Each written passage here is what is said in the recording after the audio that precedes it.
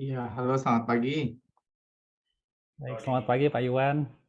Ya, Ya, Pagi Pak Iwan. pagi Pak Besral. Ini ini seminar online yang pertama di tahun ini, Bes. Iya betul. Oh, yang pertama ya? Oh, Kan habis libur tahun baru belum ada kegiatan. oh iya. Ini yang pertama.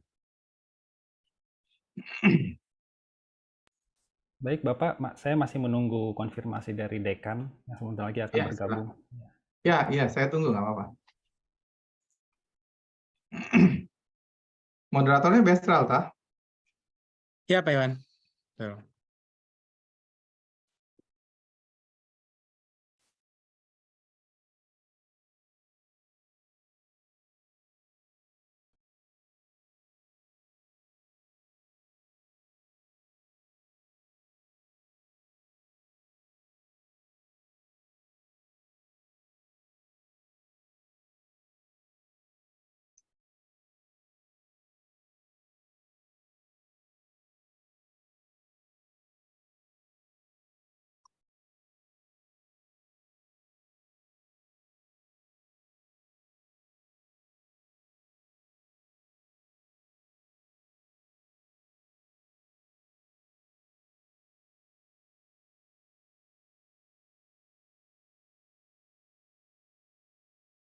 Ini Pak Dekan udah masuk. Assalamualaikum Pak Dekan, selamat pagi. Belum join audio kali ya?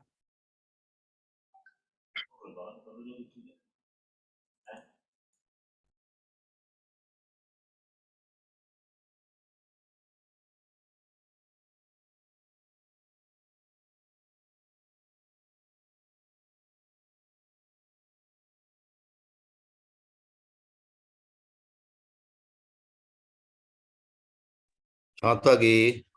Pagi Pak Dekan. Pagi Pak Dekan. Maaf, tadi saya tuh kayaknya masuknya ke Zoom partisipan deh. Jadi Oh, saya nggak bisa iya. akses. Saya nunggu juga. Mas Ah, nunggu, saya nunggu juga. Baik, terima kasih. Alhamdulillah. Ini apakah sudah bisa dimulai atau bagaimana? Pak Iwan, apa kabar? baik Pak Mondastri. Baik, Alhamdulillah. Pak Besal. Alhamdulillah ya. Baik Pak. Alhamdulillah. Alhamdulillah. Oke.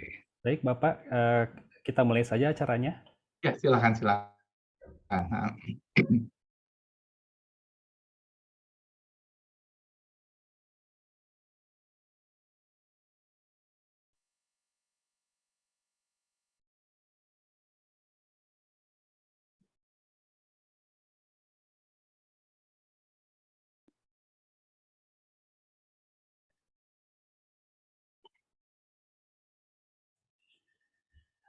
Baik Bapak Ibu yang terhormat, kepada Dekan FKM UI, Prof. Mendastri Karib Sudaryo yang telah hadir bersama kita pada pagi hari ini.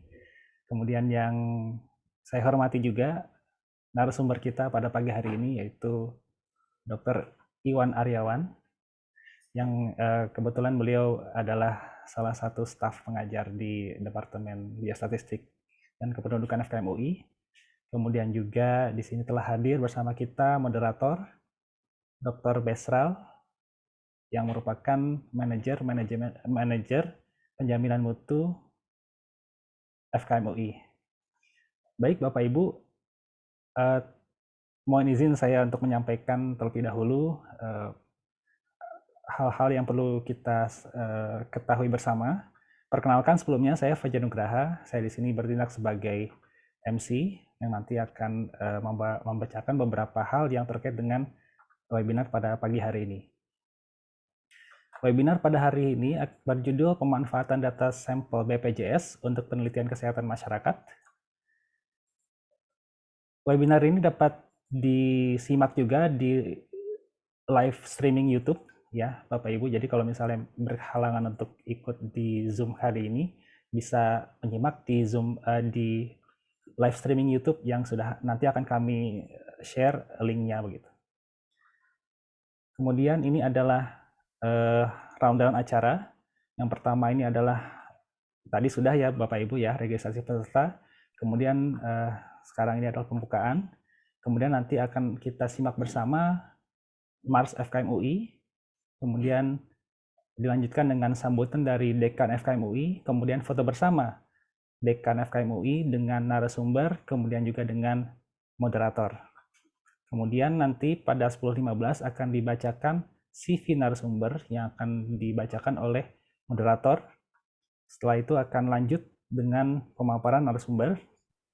Akan ada sesi tanya jawab ya Bapak Ibu ya. Jadi Bapak Ibu bisa bertanya langsung ya. Raise hand saja Bapak Ibu ya apabila ingin bertanya langsung, atau mungkin bisa menitipkan pertanyaannya di kolom chat. Bapak Ibu yang kebetulan mungkin menyimak dari live streaming YouTube, bisa juga nanti mengajukan pertanyaan di channel YouTube tersebut ya. Nanti akan kita ajukan atau kita akan kumpulkan pertanyaannya nanti supaya nanti bisa dijawab juga oleh narasumber pada hari ini. Mungkin itu saja ya Bapak Ibu. Oh ya, satu lagi, mohon maaf. Mohon mengganti Zoom ID Bapak Ibu dengan format institusi, asal kampus, kemudian domisili ya. Kemudian nama pertama ya, cukup nama pertamanya saja, sehingga nanti memudahkan apabila nanti akan berinteraksi dengan narasumber dan mungkin juga dengan moderator. Untuk peraturan pada pagi hari ini, seluruh peserta akan di-mute selama seminar berlangsung. Apabila peserta bergabung pada saat seminar berlangsung, maka peserta tersebut akan otomatis di-mute pada saat memasuki ruang Zoom. Peserta dapat mengajukan pertanyaan pada sesi tanya jawab dengan klik raise hand, dan setelah dipersilakan, maka boleh menyalakan mikrofon. Atau dapat pula menuliskan pertanyaan di kolom chat Zoom. Tautan Zoom, virtual background, presensi, dan materi seminar dapat diakses di link berikut ya Bapak Ibu. Dan kemudian jangan lupa juga untuk follow dan subscribe untuk info seminar dan pelatihan lainnya di beberapa media sosial FPKBIK, yaitu di Instagramnya @pkbik_fkmui, kemudian juga subscribe ke channel FKM UI. Kemudian apabila Bapak Ibu ada pertanyaan bisa mengajukan ke nomor WA yang ada di sini. Baik Bapak Ibu, tidak berlama-lama mungkin saya akan memberikan waktu kepada Prof. Mondastri untuk dapat menyampaikan sambutannya pada acara pada pagi hari ini. Waktu dan tempat kami serahkan Prof.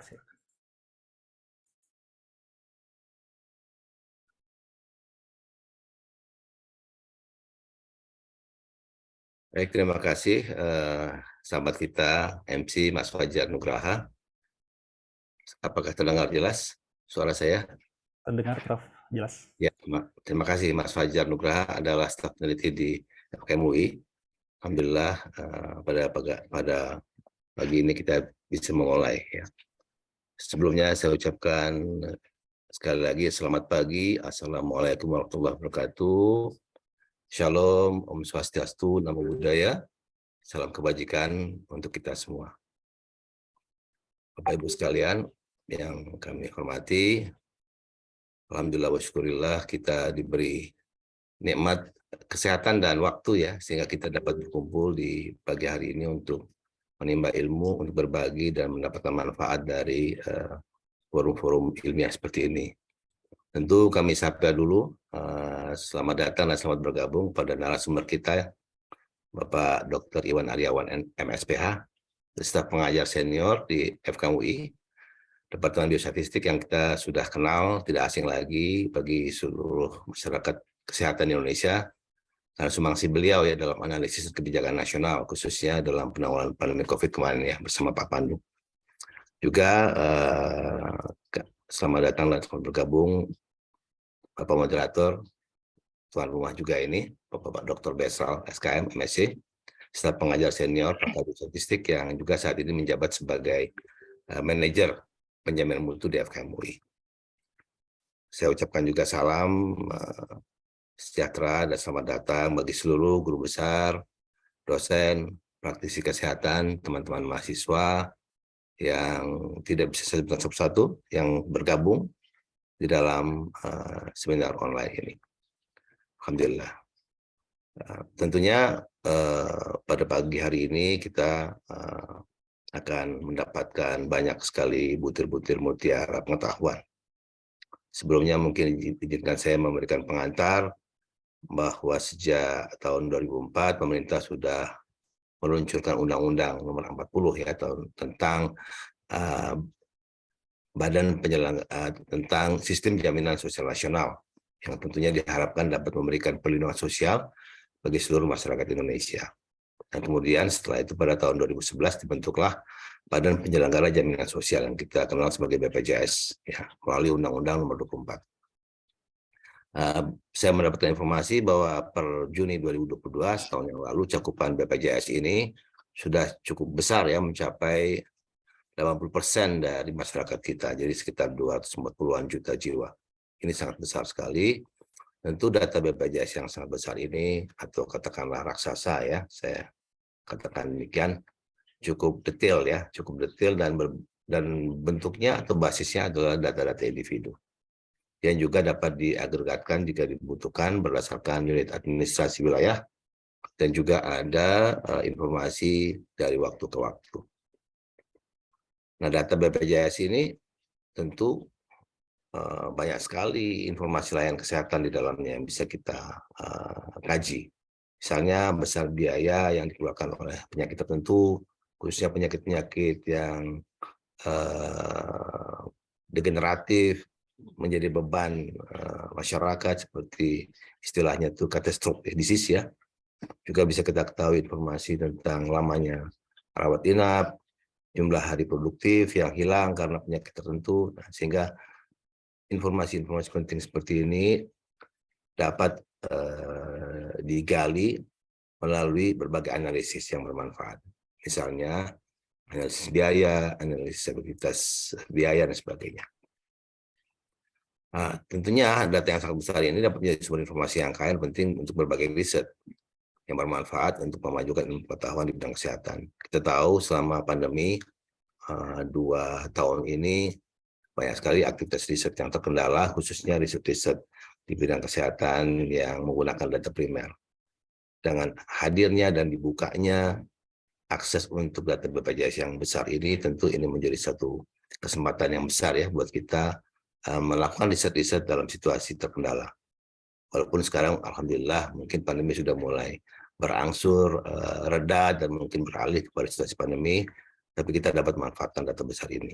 Tentunya sekaligus data besar ini dapat digunakan untuk memperbaiki kebijakan dan program-program kesehatan untuk masyarakat luas Indonesia.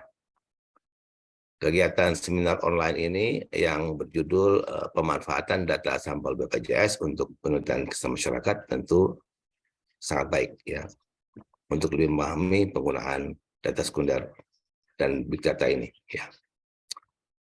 Kami sungguh mengapresiasi dan berterima kasih kepada Klaster Pusat Kajian Biostatistika dan Informatika Kesehatan FKM UI yang telah berinisiatif untuk menyelenggarakan seminar online ini yang sangat relevan dan sangat bermanfaat.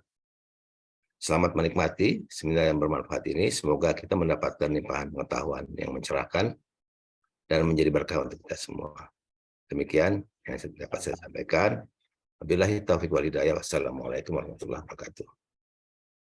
Assalamualaikum warahmatullahi wabarakatuh. Waalaikumsalam warahmatullahi wabarakatuh.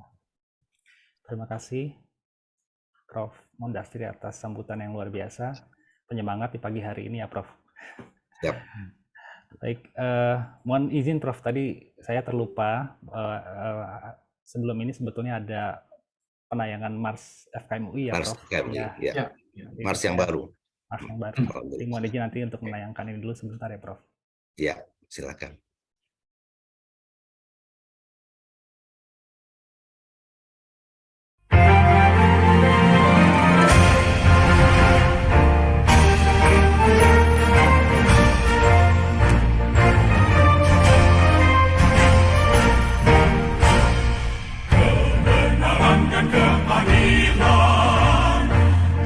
Kejujuran dalam pengabdian, pusaka dan halaman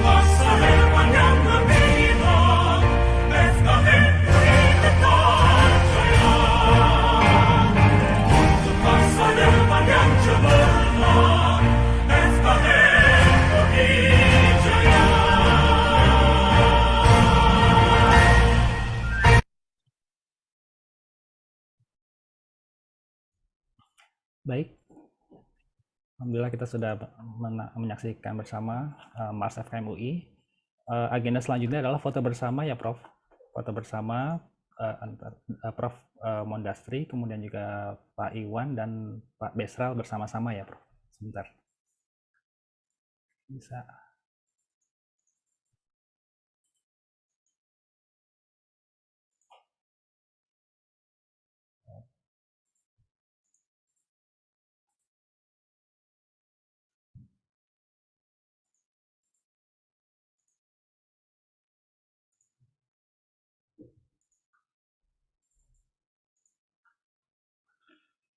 Baik, saya kasih aba-aba ya Prof.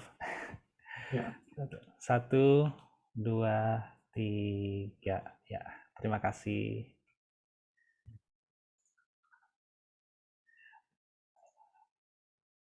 Mungkin selanjutnya adalah saya serahkan kepada moderator untuk memimpin acara sesi pemaparan dan diskusi nantinya kepada Pak Besral. Agenda acara ini saya serahkan. Terima kasih Mas Fajar, Bapak Dekan yang kami hormati, Pak narasumber, Pak Iwan Aryawan. Terima kasih sudah hadir pada pagi hari ini. Untuk menghemat waktu, saya kira kita langsung saja membacakan CV dari narasumber, bukan CV ya, tapi gambaran singkat. Nah, karena kalau bacakan CV-nya bisa berlembar-lembar nanti. Bapak Ibu, mohon ditayangkan Mas Fajar. Bapak Iwan Aryawan mendapatkan gelar dokter dari Universitas Indonesia pada tahun 1989. Kemudian mendapatkan gelar master di bidang epidemiologi dan biostatistik dari Universitas California di Los Angeles pada tahun 1995.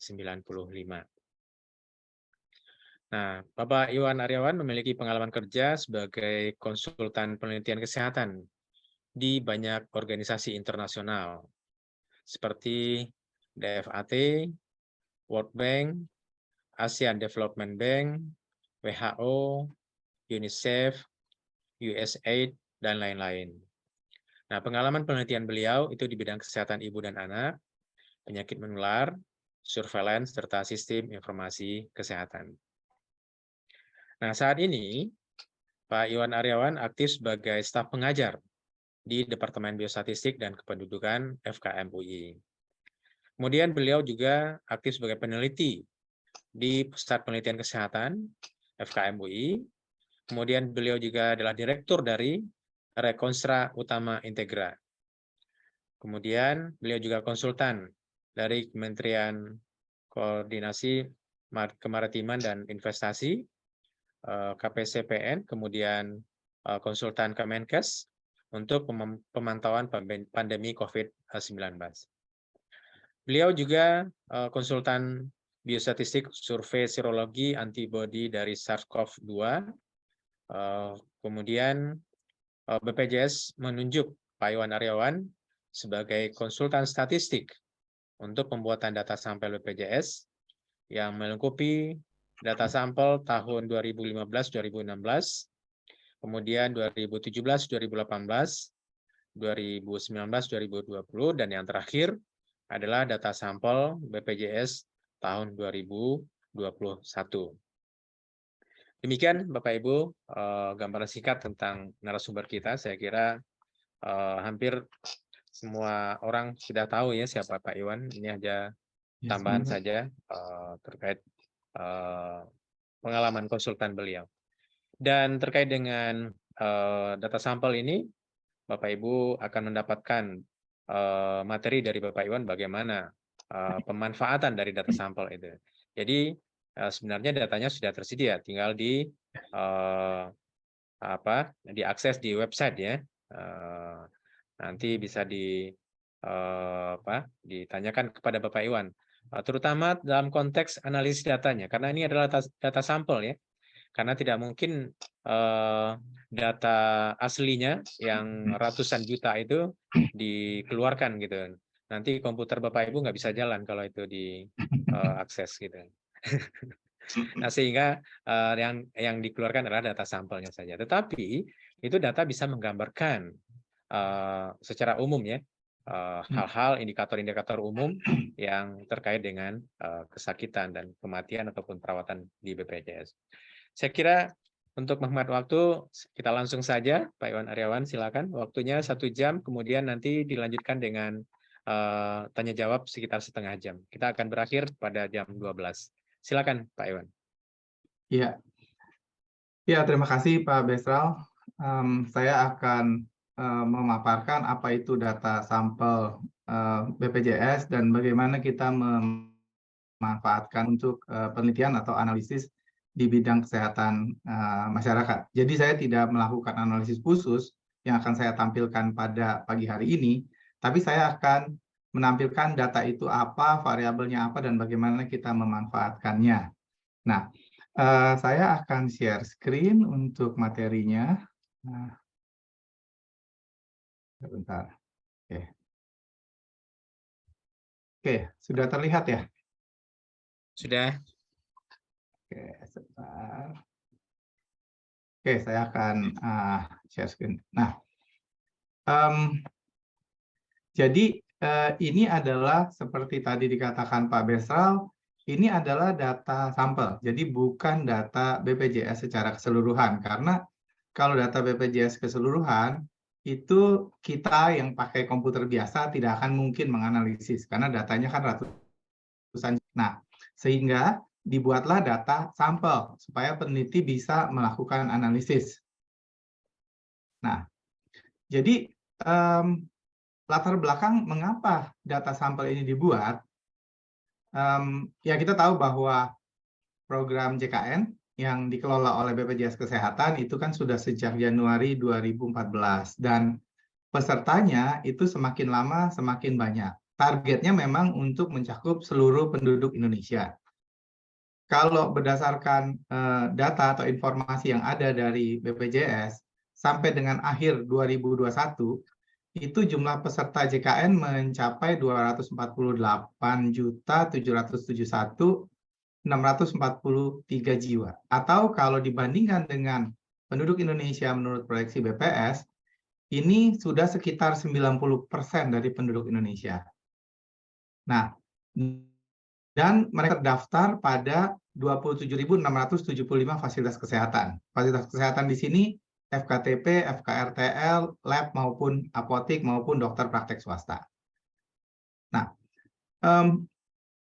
kemudian BPJS itu membuat data sampel, menyediakan data sampel pertama kali pada tahun 2018.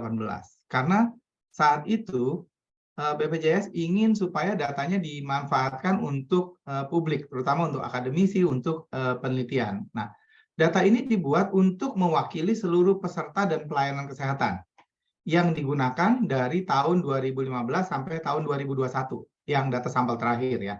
Nah, kemudian dari diskusi diputuskan bahwa data sampel ini bersifat publik, jadi siapapun boleh mengakses, ya. Baik dosen, mahasiswa, peneliti, ataupun orang siapapun boleh mengakses yang tertarik untuk melakukan analisis. Tentunya ada prosedur administrasi, ada. Tapi prosedur administrasinya sangat disederhanakan, mengisi secara daring atau online, bebas biaya, dan setelah disetujui, BPJS akan memberikan akses ke data sampel seluruhnya. Artinya tidak dibatasi variabel-variabel. Kita tahu bahwa ada lembaga yang membatasi kalau kita proposalnya variabelnya ABC yang diberikan ABC. Nanti kalau ketinggalan susah lagi minta lagi. Ini tidak, ini diberikan full datasetnya semua setelah kita mengisi prosedur administrasinya. Nanti saya akan tampilkan link untuk administrasinya. Nah, jadi pertama saya ingin menampilkan data apa yang tersedia. Di dalam data sampel BPJS itu ada data yang kita sebut sebagai data universal. Data universal itu adalah data umum, ya, data BPJS, data pelayanan BPJS secara umum. Nah, Data universal itu mulai diluncurkan tahun 2018 untuk pelayanan BPJS 2015-2016. Jadi pada tahun 2018 diluncurkan data sampel BPJS 2015-2016 yang pertama kali. Itu adalah berisi peserta BPJS yang ikut dalam BPJS Kesehatan sebelum atau sampai dengan 2016 dan pelayanan yang diterima di tahun 2015 dan 2016. Kemudian 2 tahun berikutnya data itu diupdate. Ya. Itu dimasukkan pelayanan yang 2017-2018. Berikutnya diupdate lagi tahun 2021 memasukkan pelayanan yang diakses atau diterima pada tahun 2019-2020 dan seterusnya. Akhir yang 2021 ini yang kita akan bicarakan. Ini diluncurkan tahun 2022. Jadi itu berisi pelayanan yang diakses atau didapatkan di tahun 2021. Nah, di tahun 2021 itu atas usulan beberapa peneliti yang berdiskusi itu menyatakan bahwa kita perlu data lebih spesifik untuk penyakit-penyakit tertentu. Nah, di tahun 2021 diluncurkanlah data sampel kontekstual diabetes mellitus. Jadi ini adalah untuk penderita diabetes mellitus saja. Ya, tentunya datanya jadi lebih banyak untuk penderita diabetes mellitus dan lebih lengkap ya. Nah, sejak saat itu BPJS mentargetkan akan meluncurkan data sampel kontekstual yang berbeda setiap tahun. Tapi yang sudah diluncurkan itu juga diupdate. Nah, sehingga di tahun 2022 ini selain mengupdate data sampel kontekstual diabetes mellitus, itu dikeluarkan juga data sampel kontekstual tuberkulosis. Karena kita tahu tuberkulosis masih merupakan masalah kesehatan masyarakat yang besar di Indonesia. Nah, jadi kalau kita lihat data BPJS ini adalah data sampel BPJS ini adalah kohort dari tahun 2015-2021. Jadi ini peserta yang sama yang terpilih sebagai sampel itu diikuti secara elektronik ya. Itu dia apa saja pelayanan yang terima, sakitnya apa saja. Ini kohort jadinya. Cuma memang dia akan terpecah pada beberapa data sampel ya, yang kita bisa satukan nantinya. Nah, itu yang paling bawah itu adalah untuk akses. Jadi untuk akses data, Bapak Ibu yang tertarik, silakan masuk ke website itu, kemudian perlu daftar ya, perlu buat akun, tapi semua itu free. Nanti setelah itu akan diberikan akses ke data sampel BPJS ini. Nah, kemudian sekarang kita lihat data sampel universal supaya kita semua tahu metodologinya seperti apa data sampel ini diambil, karena kita perlu sekali mengerti metodologi suatu data survei ya atau data sampel supaya kita menganalisisnya benar. Kemudian supaya kita tahu juga dapat bayangan variabel-variabel apa yang ada di data ini dan kemudian bagaimana menggabung antar data. Nah, jadi untuk tahun 2021 itu ada 1, 2, 3, 4, 5 dataset untuk yang data sampel universal. Dan ini berlaku umum ya, pada data sampel universal tahun-tahun sebelumnya juga seperti ini. Ini ada data kepesertaan, jadi ini data kepesertaan itu adalah semua informasi tentang peserta kesehatan, umur, jenis kelamin, terdaftar di FKTP seperti apa, dan seterusnya. Kemudian ada data pelayanan di FKTP. Ini menyangkut pelayanan apa yang dia akses di FKTP pada tahun 2021.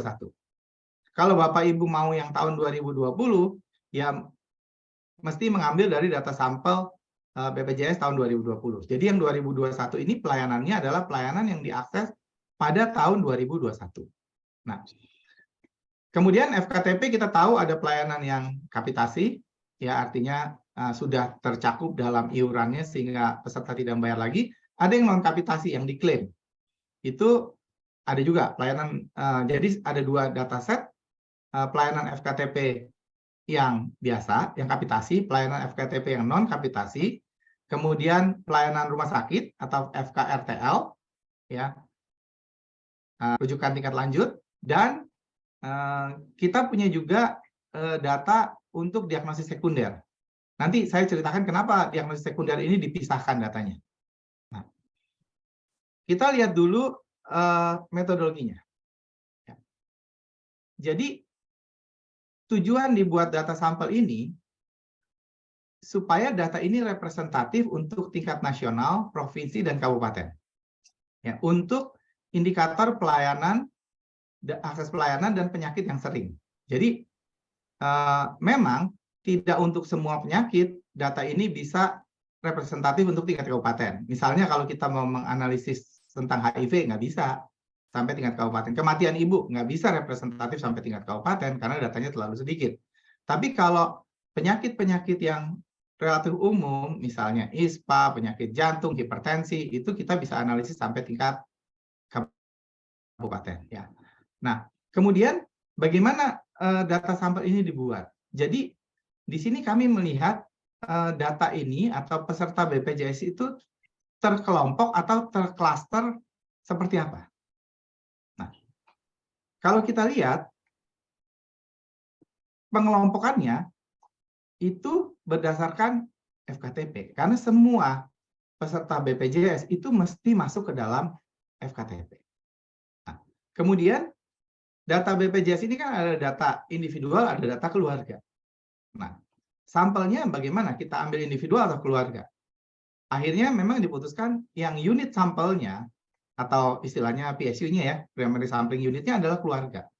Kenapa? Karena keanggotaannya kan menggunakan konsep keluarga di BPJS. Nah, kemudian yang berikutnya adalah concern berikutnya adalah begini. Kalau kita lihat di BPJS Kesehatan ini atau JKN, itu lebih banyak yang tidak menggunakan pelayanan kesehatan daripada yang menggunakan. Jadi kalau sampel ini diambil secara acak saja dari peserta BPJS yang ada, nanti kita akan kekurangan sampel untuk peserta yang mengakses pelayanan kesehatan.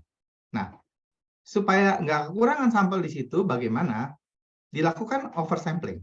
Jadi pada populasi yang menggunakan pelayanan kesehatan itu sampelnya diambil lebih banyak dari seharusnya. Artinya tidak proporsionalnya nggak sama dengan sampel yang diambil dari yang tidak pernah mengakses pelayanan kesehatan.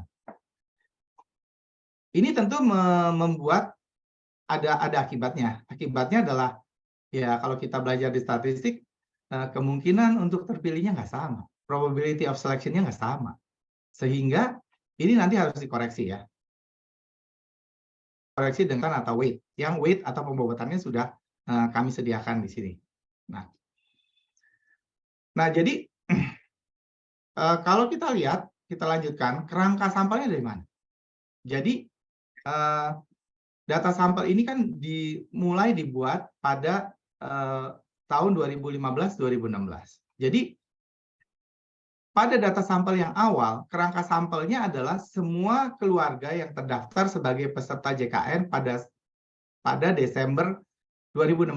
Ini yang dilakukan pada saat kita membuat data sampel yang pertama pada tahun 2018, di mana saat itu dibuat data sampel tahun 2015-2016. Saat itu ada 73.446.160 keluarga di data set besarnya BPJS nih. Terdaftar pada 22.024 FKTP. Nah, ini yang pertama. Setelah itu, setiap tahun data ini ditambahkan. Selain mengikuti kohort yang sudah ada, yang sudah terpilih, data itu ditambahkan juga pada peserta-peserta yang baru ikut pada tahun berikutnya, pada tahun 2017, 2018, dan seterusnya. Nah, kemudian pengambilan sampelnya ini secara stratifikasi dan klaster. Ya. Jadi yang pertama adalah dibentuk 3 kelompok peserta BPJS ini. Ya. 3 kelompok atau kategori, yaitu kategori pertama adalah keluarga yang tidak pernah mengakses pelayanan kesehatan. Pelayanan kesehatan yang tercakup di BPJS ya, maksudnya yang menggunakan BPJS. Yang kategori kedua adalah keluarga yang memiliki peserta yang pernah akses ke FKTP. Yang ketiga yang pernah akses ke FKTP dan FKRTL. Ya. Nah, jadi ada 3 kelompok atau tiga jenis strata besar. Dari sini sampel itu kemudian diambil secara stratifikasi dan klaster. rincian tentang metodologinya bisa dibaca di buku manual data sampelnya. Nah, ini jadi secara kalau digambarkan secara ilustrasi seperti ini, peserta BPJS akan terbagi menurut FKTP, ya. Nah, FKTP-nya nanti peserta dan FKTP-nya dibagi menurut kelompok peserta yang tidak pernah akses, yang pernah akses ke FKTP, yang pernah akses ke FKRTL. Kemudian pada masing-masing kelompok diambil sampel. Tidak proporsional, ya, karena tadi ada oversampling pada tipe 1 dan tipe 2 supaya jumlah sampelnya memadai. Nah, nanti pada keluarga yang terpilih itu semua anggota keluarganya diambil sebagai sampel. Ya. Nah, seperti saya katakan tadi, karena ada oversampling pada 1 dan kelompok 2, ini punya akibat probabilitas untuk terpilihnya nggak sama. Atau kalau kita di biostatistik mengatakan prinsip EPSIM-nya, Equal Probability of Selection Method-nya tidak terpenuhi. Ya, sehingga apa akibatnya? Harus ada pembobotan saat analisis, ya. Nah, karena itu kami sudah menghitung pembobotannya. Ada variabel bobot atau weight yang nanti bisa digunakan pada saat analisis untuk mengkoreksi masalah tadi. Ya. Nah, sekarang kita lihat struktur datanya. Struktur datanya seperti ini. Jadi ini pada saat kondisi terakhir, yaitu data sampel BPJS 2015 sampai 2021. Jadi dari segi kepesertaan ini terbagi seperti ini ya. Jadi ada peserta di data sampel yang awal, yaitu peserta yang ikut BPJS dari sebelum 2016. Ya, jadi dia ikutnya sudah lama BPJS-nya. Ini ada 1.697.452. Ya, ini yang ikut dari yang lama. Ya. Nah, kemudian ada peserta-peserta baru yang ditambahkan. Ini misalnya ada 134.966. Ini adalah peserta yang baru ikut BPJS di tahun 2017. Ini yang baru ikut di 2018 dan seterusnya. Ya, ini ada variabelnya sehingga kita bisa tahu dia ikut menjadi anggota BPJS Kesehatan kapan. Sehingga totalnya di data sampel BPJS 2015-2021 itu ada 2.305.445 peserta ini. Ya. Nah, kemudian ini datanya linkage dengan pelayanan. Pelayanan apa yang mereka akses di tahun 2021. Ini hanya di data sampel BPJS 2015-2021, itu data pelayanannya hanya pelayanan yang mereka akses di 2021. Kalau Bapak Ibu mau pelayanan yang 2020, silakan melihat pada data sampel yang 2020. Dan semua data ini bisa saling digabungkan. Nah, jadi data pelayanan 2021 itu kita lihat dari 2.305.435 peserta di data sampel ini ya, itu ada 95.617 tindakan di FKTP. Ini adalah masuk yang non kapitasi. Dengan catatan satu peserta bisa saja 2 atau 3 tindakan. Nah, kunjungan ke FKTP ada 498.805. Ya, ini lebih besar dari peserta karena satu peserta bisa berkunjung lebih dari 1 kali. Nah, kemudian FKRTL ini ya, ada 872.201 kunjungan ke FKRTL dan ini bisa di-link. Rujukannya seperti apa dengan FKTP-nya. Ya. Kemudian dari 872.201 kunjungan ke FKRTL, ini banyak yang diagnosisnya itu nggak satu. Sehingga ada 925.803 diagnosis sekunder. Yang diagnosis sekundernya bisa nggak satu juga ya, bisa 2, bisa 3 dan seterusnya. Nah, semua data ini saling linked satu dengan lainnya, baik menggunakan nomor identifikasi peserta maupun nomor identifikasi pelayanan yang nanti kita akan lihat. Nah, ini hal secara deskriptif, jadi ini tidak menyimpulkan apa-apa ya, tidak bisa menyimpulkan apa-apa. Tapi saya tampilkan ini adalah deskripsi dari data sampel BPJS 2015-2016 untuk data kepesertaan. Ya, jadi ya ada beberapa informasi yang bisa dimanfaatkan sih ya. Jadi kalau kita lihat ya ini sesuai struktur penduduk Indonesia di mana laki-laki memang lebih besar, sedikit lebih banyak daripada perempuan untuk penduduk Indonesia kan. Nah, kemudian yang menarik mungkin Bapak Ibu lihat di sini kok ada yang tidak terdefinisi, ada yang missing. Maksudnya apa? Jadi data ini memang BPJS ingin menampilkan apa adanya.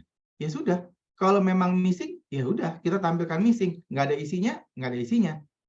Ya, jadi nggak dipilih misalnya data yang lengkap saja, karena itu nanti kita punya selection bias seperti itu. Nah, jadi kalau kita lihat status perkawinan, ada 12% yang nggak jelas status perkawinannya. Apakah kawin, belum kawin atau cerai, nggak jelas gitu ya. Nggak jelas nih karena nggak diisi. Ini terutama pada peserta-peserta yang lama ya, di mana sistem informasinya masih kurang baik. Gitu. Nah, ini kita bisa lihat misalnya bahwa peserta BPJS itu ternyata terbanyak adalah PBI. Ya, kalau kita lihat itu PBI penerima bantuan iuran atau kelompok masyarakat miskin itu ada 41 plus 16 lah ya.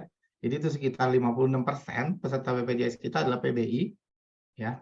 Nah, kemudian nih kelas iurannya, kita lihat bagian besar kelas 3, Vaskesnya kita lihat ya, Vaskes sebagian besar memang ke Vaskes pemerintah terdaftar FKTP-nya. Ya.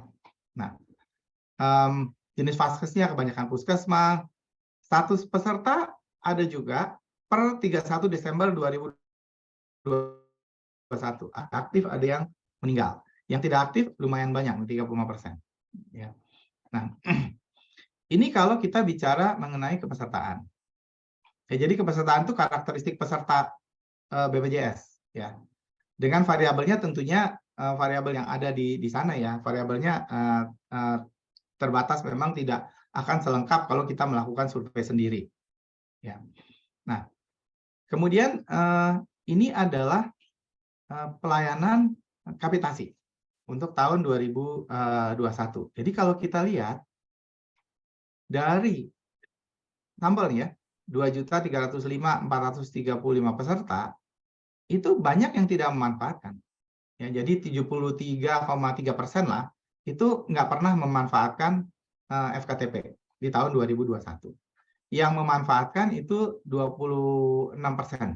Ya, 26% ada 615.833 peserta, tapi kunjungannya lebih besar, 2.498.805, karena satu peserta bisa berkunjung 2 kali kan. Ya, kalau kita lihat yang berkunjung ini siapa saja, ya sebagian besar memang peserta BPJS yang sudah lama ya, yang melakukan kunjungan. Nah, kita lihat juga bahwa kita bisa tahu juga bahwa ada 35% dari kunjungan itu adalah kunjungan sehat. Jadi ini mungkin periksa lab dan seterusnya. Ya. Terus rujukan 9% dilakukan rujukan. Nah, dari sini kita bisa lihat nih rujukannya apakah masuk akal atau enggak. Nah, ini yang kapitasi. Nah, ini yang non kapitasi. Non kapitasi artinya si FKTP mengklaim ya pelayanannya. Jadi kalau yang non kapitasi itu lebih kecil lagi. Yang melakukan kunjungan atau pelayanan yang masuk non kapitasi itu ada 1,06%. 43.993 kunjungan dan ada 95.617 tindakan. Ya, kalau di non kapitasi ini ada juga tindakan yang kita akan lihat. Nah, karakteristiknya seperti apa? Kalau kita lihat karakteristiknya begini. Ini adalah FKTP kapitasi. Ya. Nah, itu kalau kita lihat paling banyak itu memang puskesmas, diikuti oleh klinik pratama, maksudnya ini yang swasta ya. Paling banyak puskesmas nih kalau untuk FKTP yang kapitasi, dan kunjungannya itu adalah paling banyak dari kunjungan PBI, ya, yang bantuan iuran. Apa saja diagnosis terbanyaknya untuk kapitasi ya seperti udah bisa diduga, ISPA, hipertensi. Nih, kalau lihat pesannya. Ini diagnosis akan banyak sekali ya, makanya ini hanya diambil 10 yang terbanyak. Nah, Ini untuk layanan kapitasi. Ini deskriptif aja ya. Kita belum bisa menyimpulkan kesimpulan yang tajam yang untuk kebijakan. Karena tujuan di seminar ini kan untuk mengenalkan data sampel BPJS ini apa saja isinya, kemudian bagaimana cara mengakses, bagaimana cara manajemen, dan bagaimana cara analisisnya. Ya, jadi ini gambaran aja, gambaran umumnya. Nah, kemudian ini kalau yang non kapitasi, ya. Jadi kalau non kapitasi itu apa? Kunjungannya untuk apa? 30% itu untuk diabetes. Kalau yang sakit. Ya, jadi memang kunjungan untuk diabetes banyak nih. Ya, dan berikutnya hipertensi. Ya, jadi artinya penyakit-penyakit yang bukan penyakit menular ya. Kemudian kalau kita lihat tindakannya paling banyak itu adalah untuk persalinan dan pemeriksaan gula darah. Ini yang paling banyak. Ya, untuk yang non kapitasi. Nah, kemudian kalau kita lihat bagaimana pemanfaatan rumah sakit atau FKRTL. Nah, jadi di tahun 2021 dari 2 juta sekian tadi peserta BPJS itu ada 872.201 kunjungan. Tapi yang berkunjung itu 168.481 peserta. Berarti satu peserta ada yang berkunjung lebih dari satu kali. Ya. Ini nanti kalau kunjungan tadi FKTP maupun FKRTL, kalau ada diagnosis itu diagnosis kode dalam ICD-10. Minimal 3 digit. Ada yang sampai 4 digit. Ya. Nah, kemudian untuk klaimnya dan tindakan itu mengikuti kode dari INASI-BIJIS. Ya. Nah, ini kalau kita lihat dari 2.305.435 peserta yang berkunjung ke FKRTL itu ada sekitar 7,31%. Ya. Lebih sedikit dari yang ke FKTP kan, seperti kita tahu bahwa mereka akan tersaring di FKTP sebelum ke FKRTL. Ya. Tapi ada kunjungannya tadi banyak, ya lebih banyak karena ada satu peserta bisa lebih dari satu kunjungan. Nah, ini diagnosis sekundernya. Jadi beberapa memang diagnosisnya nggak satu ya, bisa 2, 3 dan seterusnya itu akan ada di file diagnosis sekunder. Nah, kalau kemudian kita lihat ini sebetulnya dari eksplorasi deskriptif aja kita bisa lihat ini menarik di sini. Ini untuk FKRTL tahun 2021. Nah, sekarang kita lihat. Ini terbalik. Kalau FKTP, kunjungan itu kebanyakan ke fasilitas pemerintah. Tapi untuk FKRTL, kunjungan itu lebih banyak ke fasilitas swasta. Ya. Jadi kita bisa lihat di sini peran swasta sudah semakin penting. Ya di sini ya ini bercerita banyak, artinya kalau kita mau surveillance mau segala macam nggak bisa hanya fasilitas pemerintah saja karena untuk katakanlah FKRTL lewat INAP itu sudah lebih banyak ke swasta ya. Nah kemudian ini yang berapa kali ada perbincangan bahwa yang berkunjung itu bukan PBI, justru yang banyak itu adalah PBPU sama PPU ya. PBPU itu kan yang dibayar oleh kantornya, sedangkan PPU itu PBPU itu yang bayar sendiri, ya pengusaha misalnya bayar sendiri. Kalau PPU kan yang dibayar oleh kantornya. Nah, kita lihat klasik kebanyakan kelas 3. Nah, kalau kita lihat diagnosisnya apa? Kalau kita lihat diagnosisnya terbanyak ini, follow up explanation after treatment for condition other than malignant neoplasm. Kalau kita baca ini apa ya? Ini nggak jelas. Nah, ini pentingnya kita melihat diagnosis sekunder, file diagnosis sekunder. Jadi, itu kan artinya follow up ya, follow up treatment. Follow up treatment dari apa? Kan kita perlunya follow up treatment dari apa, penyakitnya apa gitu. Nah, ini perlunya kita lihat di diagnosis sekunder. Gitu ya. Nah, jadi kalau kita lihat di diagnosis sekunder ini, ya. Jadi ini adalah 10 penyakit terbesar yang banyak follow up treatment-nya. Ya. Diabetes mellitus, hipertensi, skizofrenia juga masuk di sini gitu ya. Ini kalau kita lihat. Ya. Nah, ini untuk FKRTL tahun 2021. Ini sekali lagi ini secara umum gambaran datanya. Nah, sekarang saya tidak melakukan analisis statistik yang lebih advance untuk seminar kali ini karena tujuannya bukan itu ya, tujuannya untuk mengenalkan data ini. Nah, kemudian kita lanjut, kalau kita mau menggunakan data BPJS ini, bagaimana kita melakukan manajemen datanya? Nah, ini data yang ada. Tadi ada 5 dataset, kepesertaan, FKTP, FKTP non-kapitasi, FKRTL, diagnosis sekunder. Kita mesti tahu dulu format masing-masing datanya. Jadi kepesertaan itu format datanya adalah broad atau wide. Artinya apa? Itu adalah satu orang, satu peserta. Ya. Itu format wide ya, atau broad. Nah, ID-nya ada nomor ID-nya di variabel PSTV 01 ya. Ini ID. Nah, ini adalah ID unik yang dibentuk oleh komputer ya. Jadi ini sudah bukan nomor identifikasi anggota BPJS, bukan NIK, bukan. Jadi memang data ini sudah di-de-identifikasi sehingga kita nggak bisa tahu siapa dia. Kita nggak bisa identifikasi orangnya. Ya. Nah, kemudian kita punya data FKTP. FKTP ini formatnya adalah long. Artinya apa? Kalau kita menentukan format wide atau long ini dari kepesertaan, artinya satu peserta BPJS Kesehatan itu bisa ada lebih dari satu baris, jadi bisa berulang. Karena apa? Karena unitnya di FKTP ini adalah pelayanan, ya bukan pesertanya, bukan nomor pesertanya. Nah, ID uniknya nanti FKP 02, ini adalah ID pelayanannya. Ya. Nah, ini unik, jadi nggak akan ada yang sama.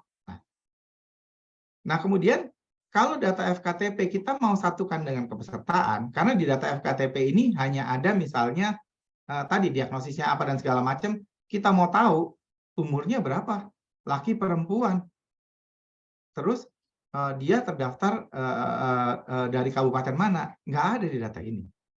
Ya, ini harus kita gabung dengan data kepesertaan, karena semua itu adalah karakteristik peserta. Menggabungnya gimana? Menggabungnya dengan PSTV 01. Jadi PSTV 01 ini ada di semua dataset kecuali di diagnosis sekunder. Ya.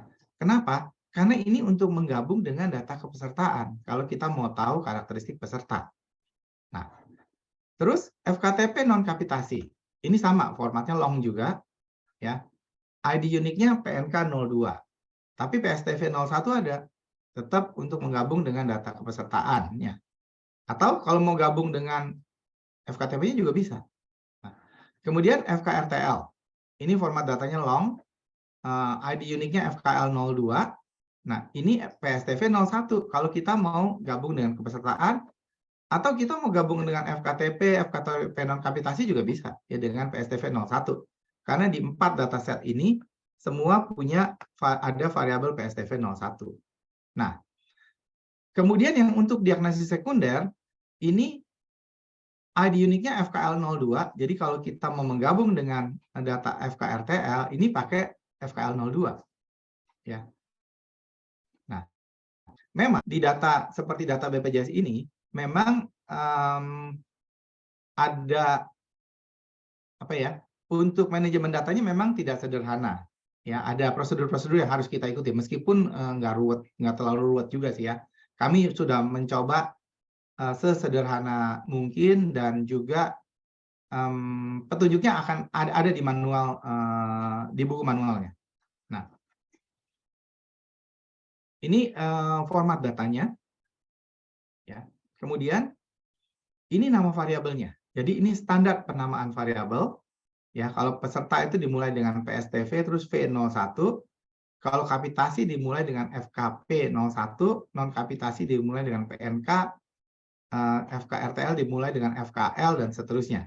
Nah, diagnosis seperti saya katakan tadi, semua diagnosis mengikuti ICD-10. Klaim itu berdasarkan, maksudnya tindakan apa itu berdasarkan kode INA CBGs. Tapi jangan khawatir, di situ ada ICD-nya maupun ada teksnya. Jadi ada variabel yang ICD-nya, ada variabel teksnya, diagnosisnya apa. INA CBGs juga sama, ada variabel kode INA CBGs-nya, ada variabel teksnya. Ya. Nah, seperti biasa kalau mau tahu itu isi variabelnya apa, silakan lihat di manualnya ya. Karena akan terlalu panjang kalau kita tampilkan di sini dan akan membosankan.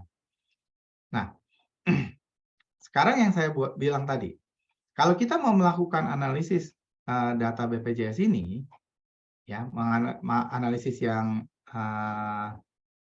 yang lebih lengkap, bukan sekedar menganalisis deskriptif saja yang seperti saya tampilkan tadi. Kalau yang tadi kan itu deskriptif dari filenya langsung aja dideskripsikan ya.